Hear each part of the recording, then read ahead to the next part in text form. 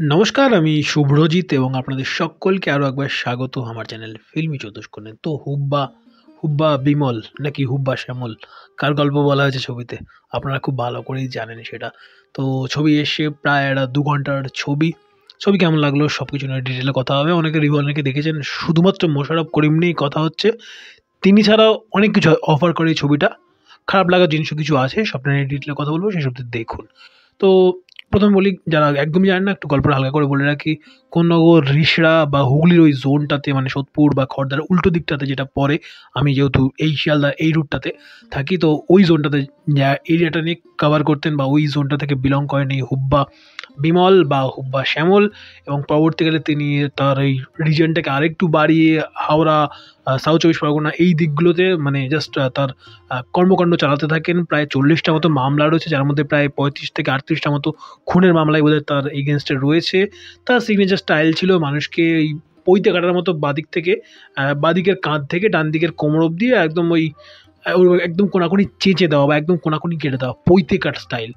তো এইরকম একটা ক্যারেক্টার, যেই ক্যারেক্টারকে সিনেমার স্ক্রিনে বা বিগ স্ক্রিনে যখন আপনি দেখবেন, আপনার অনেক সিনেমার মনে হবে যে হ্যাঁ, আপনি তো এই জনার সিনেমা প্রচুর দেখেছেন।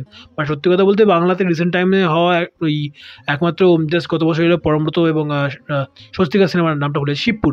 সেই সিনেমাটা যদি বলি, একটা ভালো মানে খুব যে ভালো তা বলবো না, বাট অ্যাপ্রোচের দিক থেকে একটা ফ্রেশ আমার কাজ লেগেছিল। যেরকম ধরনের কাজ বাংলাতে সচরাচর অ্যাটলিস্ট এই টাইমগুলোতে কেউ অ্যাটেম্প করে না। ছবিটা বেশ টেকনিক্যালি বেশ সাউন্ডেড ছিল। এডিটিং পার্টটুকু যদি ছেড়ে দিই, লাইট টাইটের কাজ আমার বেশ ভালো লেগেছিলো। এবং মোড়ের ওপর যদি বলি, ছবিটা আমার ভালো লেগেছিলো। তারপরে এই ছবিটা দেখলাম, ওই ছবিটা ছিল অ্যাকশন এবং ড্রামা, মোস্টলি যেগুলো হয়ে থাকে গ্যাংস্টার ড্রামাগুলোতে। এই ছবিটাতে অ্যাকশন এবং তার সঙ্গে একটা কমেডি এবং সঙ্গে একটা ভালো একটা ওয়ার্ল্ড বিল্ডিং আমি পেয়েছি। এই ছবিতে যদি আমি সুব্বা শ্যামলের ক্যারেক্টারটা বা হুব্বা বিমলের ক্যারেক্টারটা যদি আমরা একটু ভাবি, আর আদ্যপান্ত একটা মুভি বাফ সে, অমিতাভ বচ্চনের ফ্যান, তার ট্রিটমেন্টটা খুব ঠিক সেভাবে করা হয়েছে। সে একটা জায়গাতে, যেটা আমরা ট্রেলারও দেখেছি, হুব্বা को पकड़ना मुश्किल ही नहीं नामुमकिन भी है, পিছনে অমিতাভ বচ্চনের ডনের আমরা একটা বড় পোর্ট্রেট দেখছি।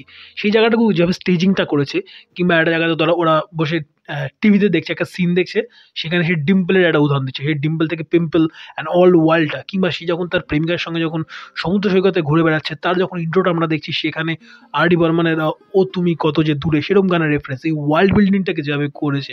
কিংবা ধরুন এক জায়গায় তাকে পুলিশ অফিসার জিজ্ঞেস করছেন, যে রোলটা অবশ্যই ইন্দ্রনীল প্লে করছেন, সে জিজ্ঞেস করছে নিজেকে বাঁচাতে নিজের প্রিয়জনদের মেরে দিলি? সে বলে, স্যার আপনি বাঁচলে বাপের নাম। জায়গাটা অ্যাকচুয়ালি তার ক্যারেক্টারের আনঅ্যাপোলজিটিক্যাল সত্যটাকে, কথাটাকে বোঝাচ্ছে। বাট তারপরেও ওই কমেডিটা, ওই জায়গাটাতে ওই সিচুয়েশনাল কমেডিটা বেশ ভালো। এছাড়া আরও একটা জিনিস জায়গা রয়েছে, সেখানে সে তার বাবাকে পেটায়। পেটানোর পরে সে বলে, এখানে গুরু থাকলে না বলতো আজ ভি মে ফেকা হুয়া পয়সা নেই ওঠাতা। এই যে একটা ক্যারেক্টারের মধ্যে মানে যে ঘটনাগুলো সে ঘটাচ্ছে, যেগুলো দেখলে আপনার তাকে বরাহনন্দন ছাড়া আর কিচ্ছু বলতে ইচ্ছা করবে না, অ্যাকচুয়ালি কিছু বলতে ইচ্ছা করবে না। বাট স্টিল তারপরেও সে যেই জায়গাগুলো, যে কমেডিগুলো রেখেছে, তার ক্যারেক্টারের ওই রাইটিং বা তার ক্যারেক্টারের মধ্যে রাইটিংটাকে রাখা এবং সেটাকে দুর্দান্তভাবে এস্টাবলিশ করা, বেশ ভালো একটা ক্যারেক্টার রাইটিং পেয়েছি। থ্রু আউট ক্যারেক্টার রাইটিং খুব ভালো পেয়েছি। এবং যদি পারফরমেন্স দিয়ে বলি, পারফরমেন্সে মোশাররফ করিম নিয়ে সবাই কথা বলছেন। তার কাজ যারা দেখেছেন, সে অজ্ঞাতনামাতে হয়ে থাক, কিংবা তার মহানগরে তার রিসেন্ট টাইমসে কাজগুলো হয়ে থাক, কিংবা বহুদিন আগে টেলিভিশনের মতো ছবিতে তার কাজ হয়ে থাক, কিংবা এপারে ডিকশনারি বলে আর এর আগে যে কাজটা তিনি কোলাপ করেছিলেন ব্রাত্যর সঙ্গে, সেই প্রজেক্টটা হয়ে থাক, তার কাজে নিয়ে আমরা প্রচুর লোকে কথা বলি। বাট ছোট বা ইয়াং হুব্বার রোলে যাকে দেখেছি, সে ব্রিলিয়ান্ট। একটা ক্লাইম্যাক্সে বা ক্লাইম্যাক্স নয়, ইন্টারভেল ব্লকে একটা সিন রয়েছে, যেখানে সে জিভ বার করে এবং ওই সিনটার আগে যা ঘটায়, সেই জায়গাটা আনএক্সপেক্টেডলি হয় এবং তার একটা বিল্ড আপ তার আগে আপনি পাবেন। সেই জায়গাটাকে যেভাবে স্টেজ করেছে এবং তার ইম্প্যাক্ট যেটা পড়ে, আপনি জাস্ট ওই হলে কটা লোক থাকবে, আপনি আমি জানি না, আপনার হলে হয়তো ৫০ জন থাকতে পারে, আপনার হলে হয়তো ৫ জনও থাকতে পারে, বা ৫০০ জনের সিটি হয় না, কিছু বকছি। তো যে কজন লোক থাকুক, আপনি একা থাকলে আপনি হাত তালি দেবেন, ওয়াও হোয়াট আ রাইটিং। এই ফিল্ড এবং তার পারফরমেন্স, ইয়াং হুব্বা, আমি যে নামটা জানি না সত্যি, তার জন্য সরি অগ্রিম, কিন্তু তার যে পারফরমেন্স, তারই উপভোগ করার মতো। মোশাররফ করিম নিঃসন্দেহে ভালো, তাকেও ইগনোর করা যায় না। তাকে নিয়ে আই থিঙ্ক খুব একটা লোকে কথা বলছেন না। এবং তার সঙ্গে লোকনাথদের পারফরমেন্সও, তার এই কেমিস্ট্রিটা, তার স্ত্রীর সঙ্গে কতটা কেমিস্ট্রি ভালো খারাপ আমি জানি না, মানে খুব যে একদম আহামরি তা বলবো না। বাট লোকাথার সঙ্গে বা লোকনাথের সঙ্গে যেই কেমিস্ট্রিটা দেখেছি, সেই গাড়ির মধ্যে হয়ে থাক, কিংবা সেই ক্লাইম্যাক্সে হয়ে থাক, বিভিন্ন জায়গাতে এই কেমিস্ট্রিগুলো আমরা দেখেছি, সেই জায়গাগুলোতে ফিল হয় যে একটা ভালো, মানে দুজন দুজন মেল ক্যারেক্টারের মধ্যে কেমিস্ট্রিটা বেশ ভালো ফুটে ওঠে এবং তার সঙ্গে যদি বলি গানের ব্যবহার, ৩ টে গান রয়েছে যদি ভুল না হই।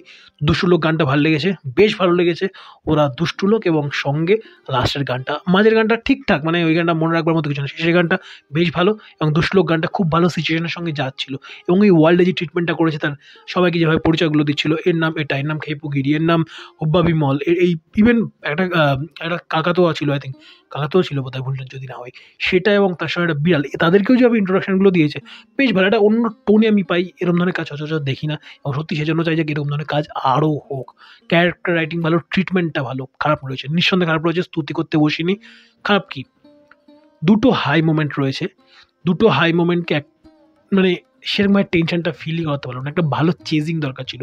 ক্লাইম্যাক্সের যে হাই মোমেন্টটা, সেই মোমেন্টটা জাস্ট ঝুপ করে এলো, জাস্ট একটা মানে হয় না শীতকালে সন্ধ্যেগুলো ঝুপ করে পড়ে যায়। শীতকালে যেহেতু আমরা রয়েছি এই মুহূর্তে, ফিলটা ওরকম দেয়। সন্ধ্যাটা ঝুপ করে হয়ে যায়, সেরকম যেন ঝুপ করে ক্লাইম্যাক্সটা নেমে এলো এবং তার সঙ্গে একটা জায়গাতে রয়েছে পুলিশের সঙ্গে একটা ভালো চেজিং হতে পারত। আমি বলছি না একদম কমার্শিয়াল, মানে দেখুন এটা তো হালকা কমার্শিয়াল টাচ রয়েছে, সেই টোনের মধ্যে থাকুক, রেখে একটা ভালো চেজিং দিতে পারতো যেখানে আরও বেশি টেনশনটা ফিল হতো।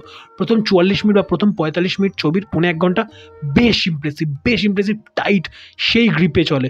বাট ছবিটা যত এগোয় যেন কোথাটা কি যেন মনে হয় সব কিছুই রয়েছে, বাট থেকেও যেন কোথা থেকে আরেকটু ডেভেলপমেন্টের দরকার ছিল। ছবিটা আরও আধা ঘন্টা ডিজার্ভ করছিল কোথা থেকে। চুপ করে সব কিছু হয়ে গেল। তারপরে পৈতেকার, যেটা আমি শুরু করলাম ইন্ট্রোতে, তার হুব্বা শ্যামলের চরিত্রটা অ্যাকচুয়ালি, যেখান থেকে হুব্বা বিমল হয়েছে বা হয়নি, যাই হোক। তো সেই পৈতেকারটাকেও কোথা থেকে যেন গিয়ে আমরা ক্লাইম্যাক্স ছাড়া পেলামই না। এস্টাবলিশমেন্টের দরকার ছিল বলে মনে হয়। বাকি ওই বিভিন্ন ওই বটি কাবাব অ্যান্ড অল ওসব রেফারেন্স রয়েছে, বাট সেগুলো যেন আরেকটু ভালোভাবে এস্টাবলিশমেন্ট হতে পারতো। যেরকম ফিল্ম বাফ হিসেবে তার বিভিন্ন জায়গাতে ইনপুটগুলো রয়েছে, তার নৃশংসতাটাকে এবং সে যেটা করেছে তা নিয়ে তার কোনো খেদ নেই। যেটা দেখলে অ্যাকচুয়ালি বরানন্দন ছাড়া আপনার মুখ থেকে কিছু বেরোবে না।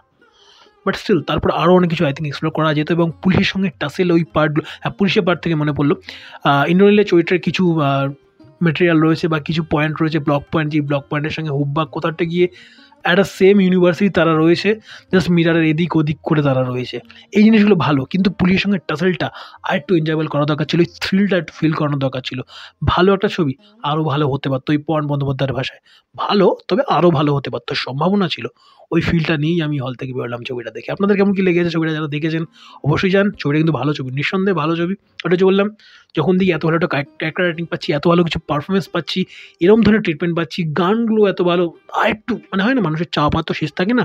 তো আমার মনে হয়েছে যেন ক্লাইম্যাক্সটা ঝুপ করে হয়েছে এবং যেটা বললাম পুলিশের সঙ্গে। তো এক জিনিসকে বারবার ভাঙা রেকর্ডের মতো ঘুরিয়ে লাভ নেই, ভিডিও ডিউরেশন বাড়বে ছাড়া কমবে না। তো এই ছিল আমার রিভিউ রিগার্ডিং দিস ফিল্ম। তো আর যদি কিছু মনে পড়ে এই মুহূর্তে, এগুলো মাথায় আসছে ওয়ান টেকে দেখা বা একবারে হলে দেখাতে, তো আর যদি কিছু মাথায় আসে অবশ্যই কমেন্ট বক্সে পিন করে দেবো, সেখান থেকে আপনারা চেক আউট করতে পারেন। ভিডিও ভালো লাগলে ভিডিওটাকে লাইক করুন, শেয়ার করুন।